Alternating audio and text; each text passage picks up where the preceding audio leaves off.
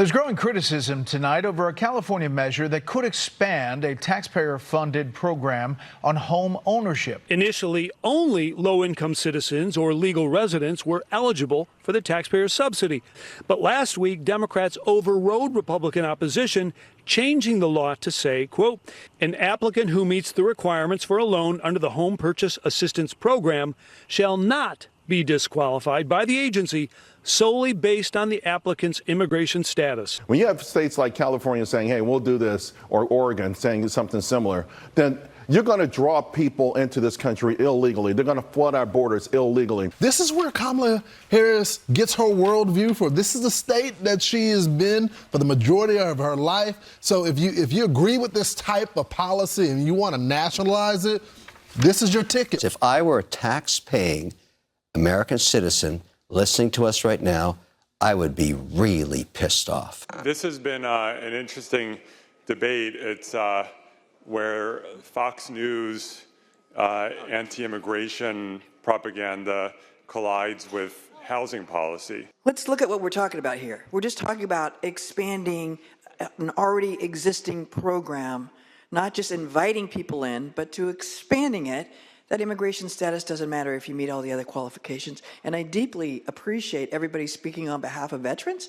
But I will say, this is not a pie. It's not like less for others. And veterans have multiple programs available to us because we served to be able to acquire house loans. I thank you very much, Madam President. Colleagues, I rise to present AB 1840 on behalf of Dr. Arambula.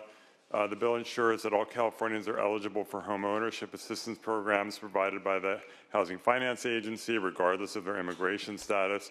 Federal restrictions have historically excluded undocumented individuals from housing initiatives, limiting their access to opportunity as they seek to contribute to California's vibrant economy and community.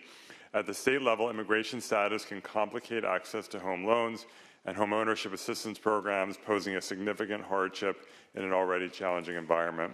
The bill addresses this disparity and ensures that the social and economic benefits and opportunities of home ownership are accessible to everyone, regardless of immigration status.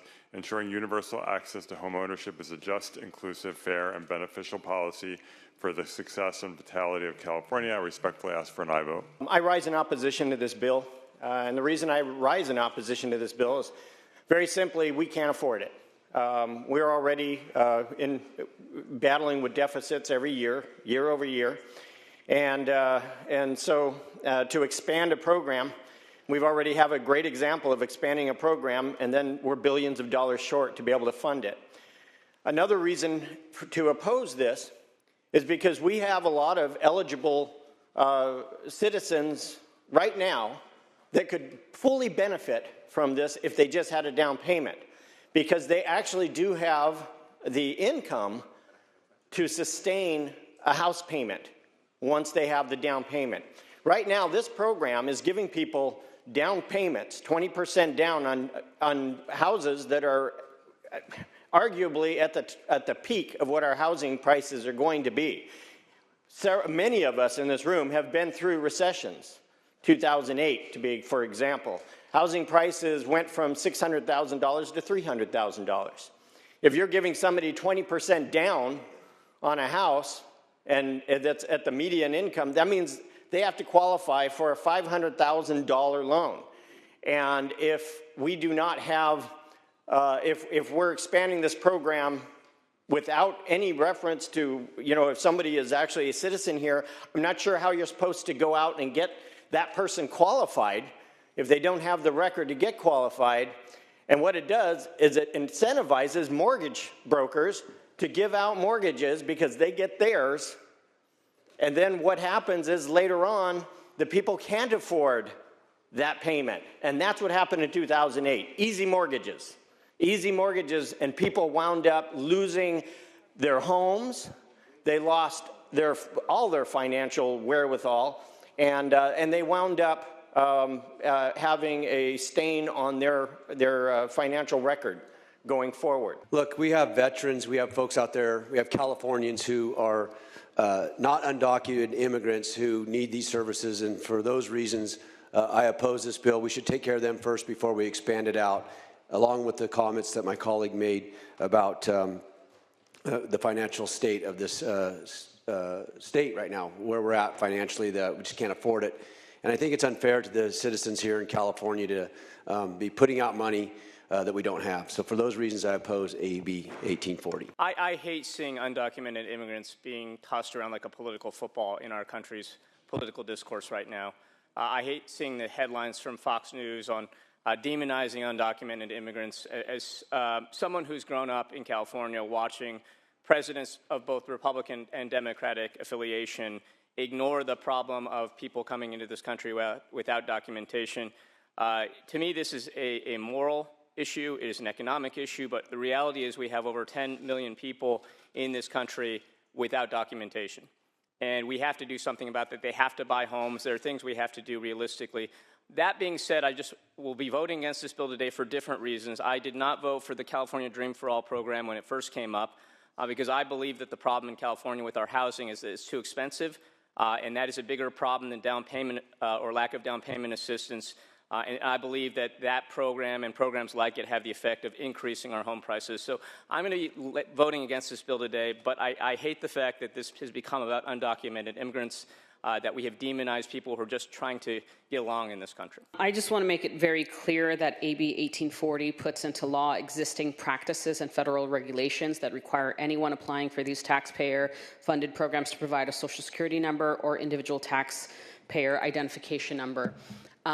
More specifically, speaking from personal experience with a foreclosure crisis, the big banks were the ones that benefited during the foreclosure crisis. You know, they kept the property and they were also still absorbing funds. And we claim that we are fixing the problem, and the fact that people are paying PMIs that are ridiculously high when banks can still, if they foreclose, still keep the asset.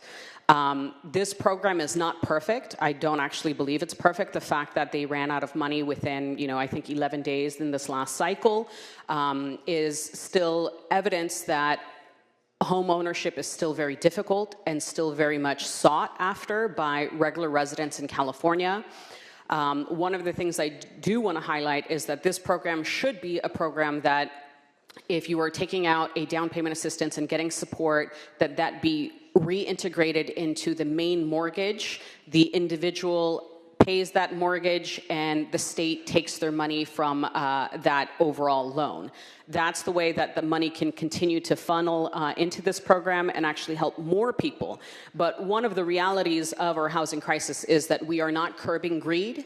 We are not curbing the fact that private organizations and companies and investment firms are purchasing all the single-family homes. We don't have data of who owns the majority of homes. People claim that they're small landlords, but they own 1,000 units in the East Bay alone. We are seeing consistent abuses of a lot of programs for developers like LIHTC funds that evicted over 1,000 people in California, even though they received these funds. I will say that there's plenty of problems with a lot of the programs that are currently out there, but some of the comments that were provided today is not the problem. So I will be supporting this bill. Thank you. We can't solve all of our housing problems with this bill, and this bill doesn't even attempt to do that. Homelessness is an issue that is so huge, mental health, addiction, a bill away from insolvency. That issue we're going to continue to struggle with for years to come. This has to do with the first-time home buyers program, and you have to work in order to participate in the program and to be eligible. And if you're working, it means you're using an I-10 if you're not here as a U.S. citizen or as a green card holder. And so all this does is provide an opportunity for you to get in line if you can afford to buy a house. And many of you live in districts where a house is unaffordable for anybody that is not a wealthy person. But in my district, homes are still available. You can still buy property if you're a working family. And many of these families have 2, 3, and 4 people that are working that contribute to the household. This is a common sense bill that allows individuals, many of whom were essential workers during the COVID crisis to be able to get in line and hopefully buy their first home. It's not going to be easy. The program was oversubscribed immediately, but we need to put more money into the program. It's the best way to pass on your wealth to your kids. And it's the dream everybody has, which is to have intergenerational wealth, to leave something, even if it's a piece of property that people can call their own. So I respectfully ask for your aye vote today. Many of you know that before coming to the Senate, I worked as a realtor, and understanding this program is knowing that it was oversubscribed and the funds were literally out within the first 11 days was stated. I do want to point out that I won't be supporting this bill today, and the reason I won't be able to support the bill today is because I find it to be, not intentionally, of course, but it is disrespectful to the 1 million immigrants that come here documented, who go through the process and actually go through the process to come to this country legally, that have an opportunity now to be able to purchase a home. We had brokers, we had agents, we had family members that actually came here legally and are now able to purchase a home. But if we continue to create a system in which we reward, and this is not saying that people who are working and waiting for the process, the immigration process right now in the United States is completely appalling. It's not where it should be. That needs to be fixed in the first place. We have people that are waiting literally 20 years to actually get their citizenship. But on the other hand, right now, what we're facing in the state of California is the fact that we have, as the U.S. as a whole, 1 million immigrants that come here legally, that are actually, many of them are hoping to get assistance to purchase a home. This particular bill, what we're doing here, actually disenfranchises and disrespects those who have actually gone through the process and are ready to purchase a home or would like to purchase a home. It disenfranchises and takes away the opportunities for, as mentioned earlier today, veterans who need assistance in order to purchase, who are, we hear from our district over and over again how they're not being fully assisted with services that they need. It takes away from people who are on the lower income, who need assistance, that don't have parents to help them with a down payment. Again, to take it back to my colleague from Merced, let's look at what we're talking about here. We're just talking about expanding an already existing program, not just inviting people in, but to expanding it. That immigration status doesn't matter if you meet all the other qualifications. And I deeply appreciate everybody speaking on behalf of veterans. But I will say, this is not a pie. It's not like less for others. And veterans have multiple programs available to us because we served to be able to acquire house loans. So I appreciate all the support, but we're doing okay. Thanks. Let me just add to the comments of my colleague from Stockton, but also my colleague from Merced. This is actually a clarification bill. This bill does not create a new program or substantially expand an existing program. What it does is it attempts to address ambiguity in the existing regulation. Many buyers have received conflicting information. The Dream for All program states that borrower eligibility is limited to either a citizen or other national of the United States or a qualified alien as defined in 8 U.S.C. section 1641. There was some confusion as to who was eligible, but all those who are eligible are actually aliens in good standing or undocumented residents in good standing who otherwise might be deterred from applying for a loan. And it's also important to note the maximum value of this loan is $150,000 at the most. And so we are not putting prospective buyers in a jeopardized situation, and they are still subject to all of the other creditworthiness checks. And so I urge a yes vote for this bill. I think if we go back to the root cause, that's what we as business owners do. We don't try to put Band-Aids on things. We go back to what the root cause is, what's escalating an injury, what's escalating the cost of doing business, those kinds of things. So if you go back to the root cause of the cost of housing in the state of California, it's the policies that are passed out of this building when you think about it. If you go back to the root causes of childcare, we increase the cost of childcare, then we subsidize childcare for those out of our general fund budget to be able to afford the child care, which was the reason a policy was put in place. We look at the cost of utilities. If you look at Arizona, they pay $300 a month, where the same kilowatts here in California are like $1,600 a month. Those are all root causes of policies out of this building. People could afford homes. We wouldn't have the housing situation or the homeless situation if the policies didn't inflate the cost of housing. This bill, similar to all the other ones I just mentioned, when you look at the cost of fuel, again, you guys hate, I feel like a broken record, but we import fuel, which creates a cost to bring that fuel to us instead of producing it here, which raises the cost of fuel. The tax increases that we have every year into perpetuity with bills and policies that have passed out here increase the cost of fuel. And then we subsidize the cost of fuel. We subsidize the cost of utilities, which affects our general fund budget. This issue right now that we're debating is the same thing. Policies out of this building increase the cost of housing, and then we subsidize that. In this case, it's a $150,000 loan program. So even if you go away with the undocumented immigrants or documented immigrants or veterans or no veterans, you're subsidizing a program which policies out of this building increase the cost of us purchasing homes, which created a problem of housing in our state. So I guess we could just go back to the root cause, and instead of subsidizing all these programs, we should eliminate the bills that cause the cost of these increases in the state of California in the first place. This has been an interesting debate. It's where Fox News anti-immigration propaganda collides with housing policy. Just to start out with, as the former longtime chair of the Senate Housing Committee, immigration is not what's causing our housing crisis.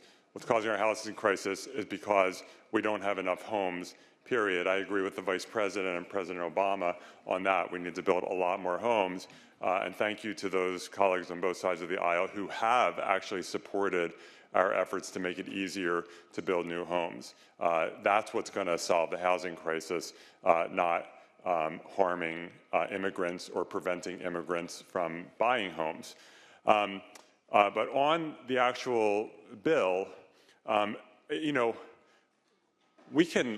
you can love or hate our immigration system. I think it's completely broken.